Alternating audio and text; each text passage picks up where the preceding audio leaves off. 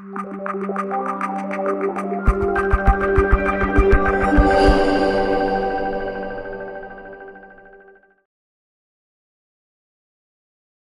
I want to talk about is students leaving a legacy. And I firmly believe that whether it's through formal or informal student leadership development, that can profoundly and positively impact school culture and develop contributing citizens to our society. And when we think about our goals as educators, isn't that what we want to do? I had the very amazing privilege in the third week of my teaching career, which is almost 30 years ago now, to be profoundly impacted by the notion of student leadership. I was a student leader myself, but as a third week teacher, I went to the very first Canadian Student Leadership Conference in Yorkton, Saskatchewan, of all places.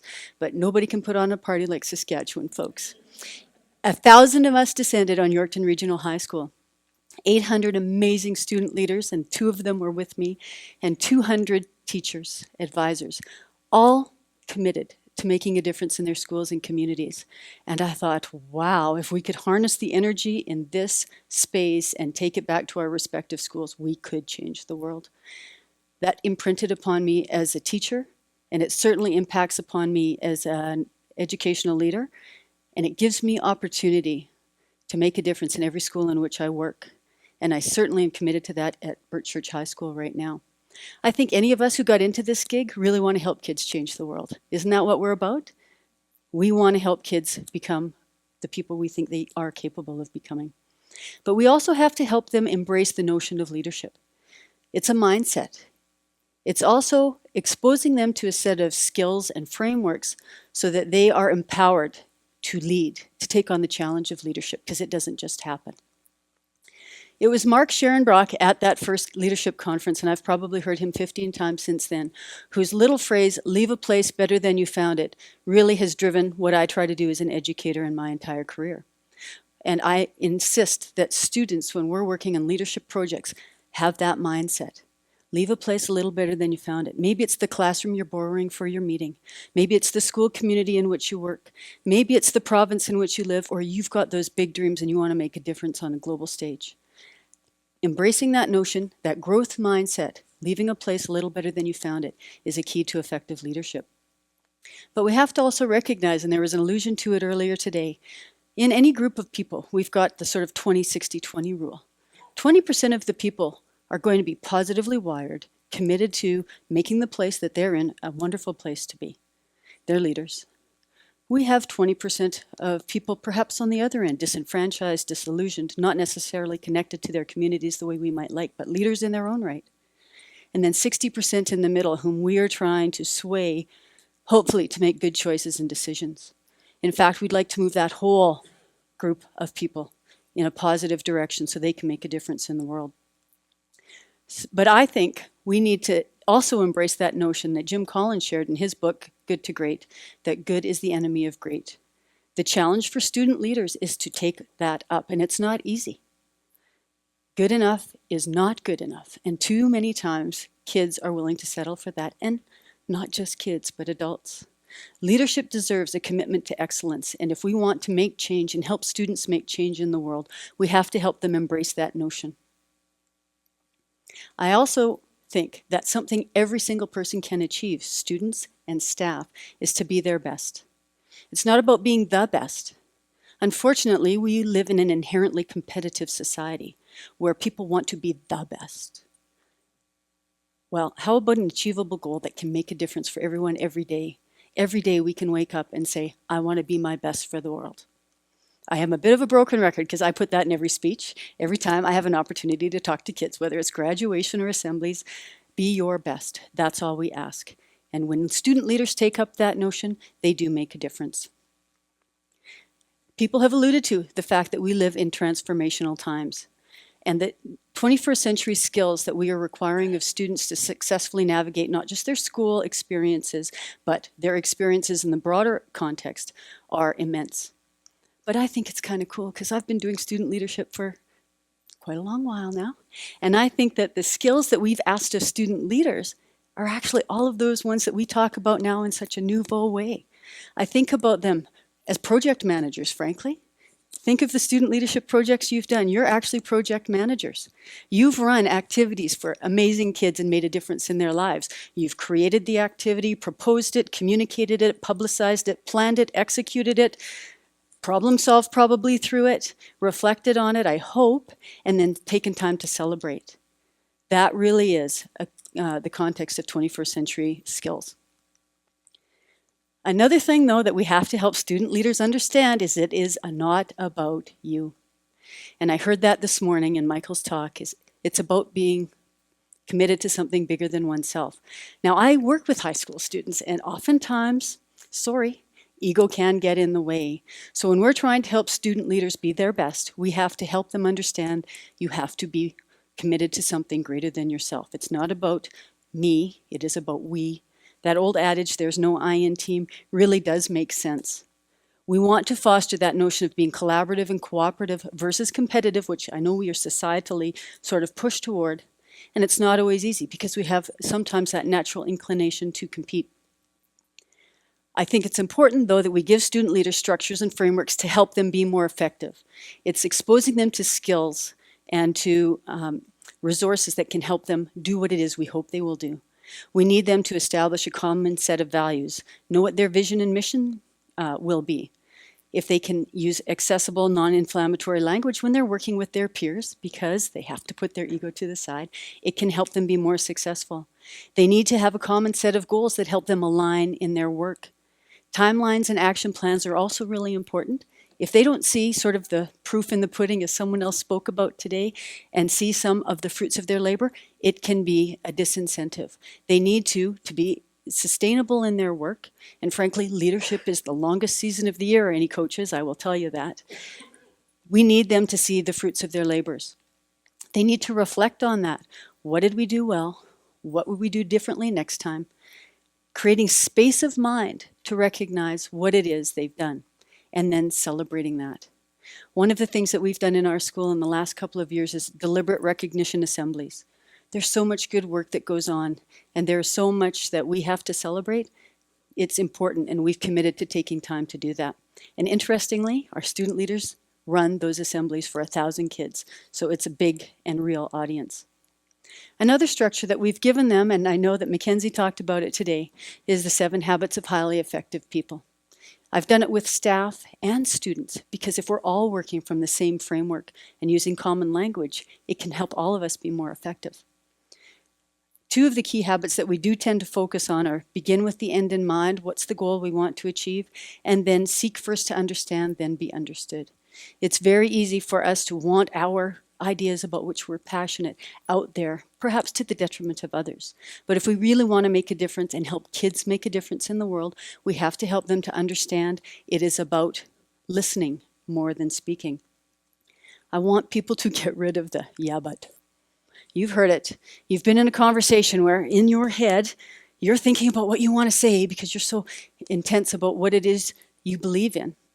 That's a conversation stopper. We need students to embrace a yes and framework because that is generative and it's powerful and it can acknowledge what others are doing at the same time as being able to share what it is they're passionate about.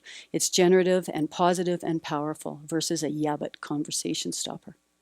I also would like to encourage student leaders to be asset-based versus deficit-based in their thinking. Too frequently, the messages with which we are bombarded in the news and the media are negative. We, as the coaches, the teachers, working with student leaders, have to help them dig for gold and not for dirt. Positive messaging has to be deliberate and conscious and strategic so that they recognize that their hard work that they will do as student leaders will be recognized, and it does make a difference. So we want them to have that hopeful approach to what it is they do. Another tool that we've used in our school, because that's important, giving kids the tools to rise to the occasion, is a schooling by design framework by Wiggins and McTighe. We spent 2 years ago, 10 students, 5 teachers, all champions of making a difference in the school. We spent over 20 hours together working through a schooling by design framework to create a plan that we would undertake and is currently unfolding in our building. Student-driven, their voice, making a difference, and really positively impacting our school culture. But I won't say that that was without its challenges. It absolutely was another opportunity for learning in leadership, looking at things with a solution orientation. And I used this, and I got this at a student leadership conference in Montreal about 25 years ago. Turn it around. Too frequently, we spend too much of our time on problem and not on solution. We need student leaders, if they're going to be effective in impacting their school cultures and their community cultures, to focus their efforts and energies on solutions. That's real leadership. It's easy to lead in easy times, but when you have to dig deep and work through challenges, it's amazing what you can accomplish and the efficacy you realize from that. I think it's really quite cool because this is oftentimes what people think success is. And I would assert that that second image is what success is. You gain so much more from muscling through and gaining the skills and the perseverance by moving to your target and having to work through a few challenges doing it. And it was Ken Blanchard, who comes from a business orientation, who actually said some things really salient about relationships. We're in the people business. That was the other conversation that we heard today. It's all about relationships.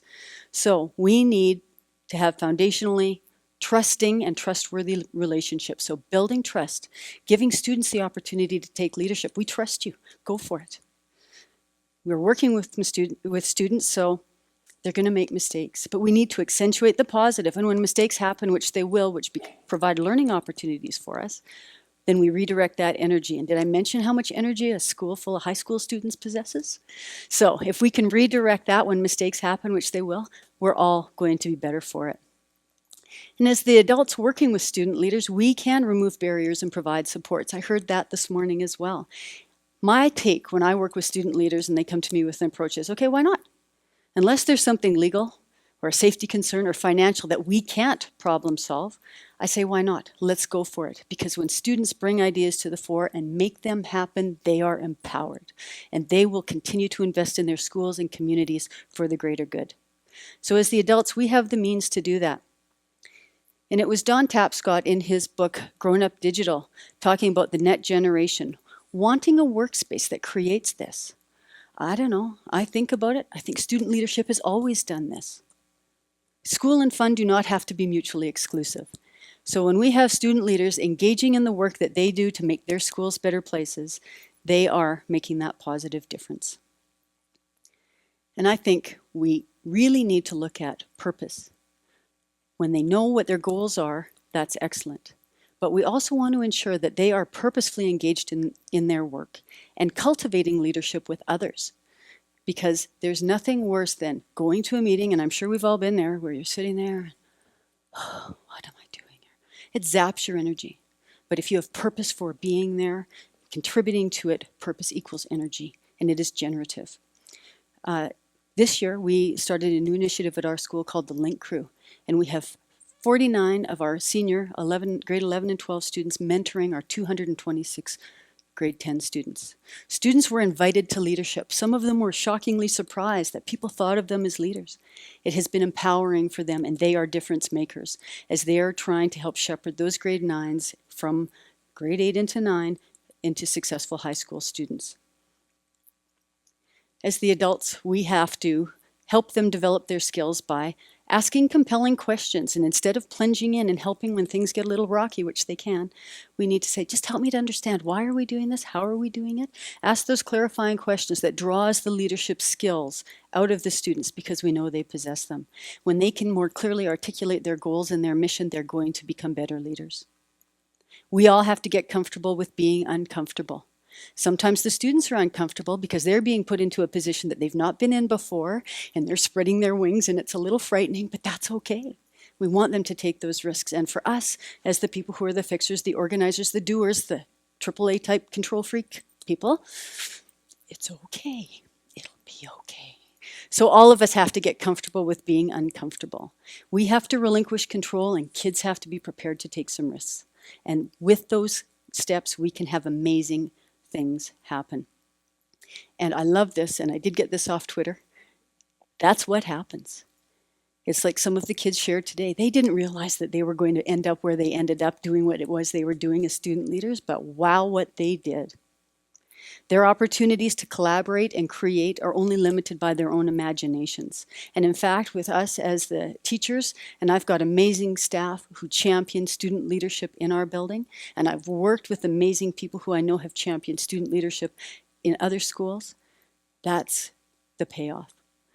We can be collaborative and creative together, and don't limit kids by our thinking. Think, why not? It was Dan Pink who talked about motivation. And I hope that when students exit our school, they'll have a better understanding of what it means to be a contributor, what it means to make a difference, what it means to be a leader. Part of our mission statement in our school is helping people become contributing global citizens. And I think leadership opportunities in the safety and confines of that educational context in a school can help them achieve that. So we've been asking the question this year, and one of the teachers who presented earlier today has been spearheading our legacy project. We've put the challenge to all of our students, certainly those leaders, and we're going to expect our student leaders to step up, but we're going to ask every grade, class of 2014, 15, 16, and 17, what is the legacy that you're going to leave at Burt Church High School? How are you going to make a difference, whether it's in your school or in Airdrie or the global community? We want them to make a difference. We want the world to know that it's a better place because they've been here and they've done their part to make this place a little better. We want them to live by design and not default. And I just thought this is cool. How do we spend our time? If we can treat people the way we know that they can become, we can empower them. I love to see the transformation of those little grade 9s. They come into high school. You're in the headlights, right? Those big kids, that big school, often it's just intimidating for them. And through the opportunities that they get through student leadership in our buildings, they transform into those amazing young adults of whom we are so proud. And I feel really confident because they're going to look after me in my old age. But it is that encouragement of that understanding of their responsibility as global and contributing citizens. I do have another little message that I am a broken record with the kids, and it doesn't matter if you're a student leadership student, a profoundly average kid, or one of those kids who's maybe a little disconnected from school and I'm trying to bring him along or her along. I always say to the kids, you are responsible for you. And if our student leaders can take up that notion and embrace that mindset, you are responsible for you, you can make a difference. You have that power to do so. And I think that when we take the opportunity and let students run with what it is that they do best, create, imagine, and be themselves with all of that amazing energy, they profoundly impact our schools, and I think they can profoundly impact our communities. And it has been my pleasure over 30 years to work with many amazing student leaders. And I'm pretty excited about some of the kids who are in this room today. You really excite me. Thank you very much.